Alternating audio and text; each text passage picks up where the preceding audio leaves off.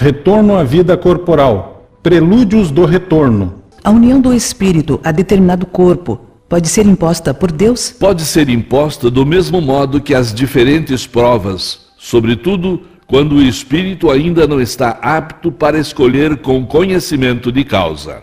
Por expiação, o espírito pode ser constrangido a se unir ao corpo de determinada criança, que pelo seu nascimento e pela posição que vem a ocupar no mundo, poderá tornar-se para ele um instrumento de castigo. Se acontecesse que muitos espíritos se apresentassem para tomar determinado corpo que deve nascer, o que decidiria qual deles vai ocupar esse corpo? Muitos podem pedi-lo, mas, em tal caso, é Deus quem julga qual o mais capaz de desempenhar a missão a qual a criança está destinada.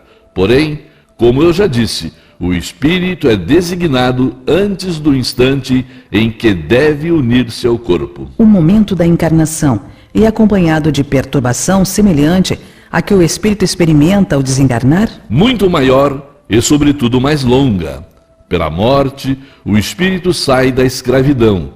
Pelo nascimento, entra para ela. É solene para o espírito o momento da sua encarnação? Realiza esse ato como uma coisa grave e importante para ele? É como um viajante que embarca para uma travessia perigosa e que não sabe se encontrará ou não a morte nas ondas que enfrenta. O viajante que embarca sabe a que perigo se expõe, mas não sabe se naufragará. Dá-se o mesmo com o espírito.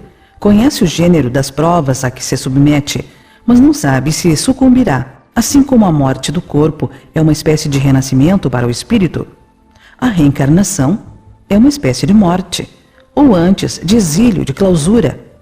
Ele deixa o mundo dos espíritos pelo mundo corporal, como o homem deixa o mundo corporal pelo mundo dos espíritos. O espírito sabe que reencarnará como o homem sabe que morrerá, mas como este não tem consciência do fato, senão no último momento quando é chegada a sua hora.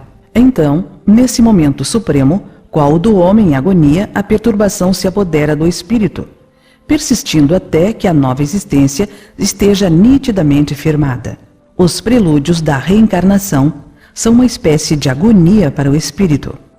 A incerteza em que se acha quanto à eventualidade do seu triunfo nas provas que vai suportar na vida é para o espírito uma causa de ansiedade antes da sua encarnação? De uma ansiedade muito grande, pois as provas da sua existência o retardarão ou o farão avançar, conforme as tiver bem ou mal suportado. No momento da reencarnação, o espírito se acha acompanhado por outros espíritos, amigos seus, que vêm assistir a sua partida do mundo espiritual, como o vem receber quando para lá retorna? Depende da esfera a que o espírito pertença.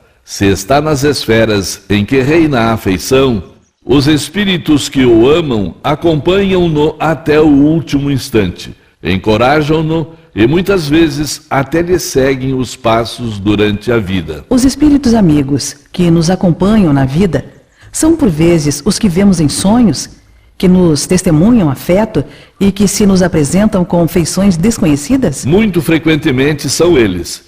Vêm visitar-vos como ides visitar um encarcerado.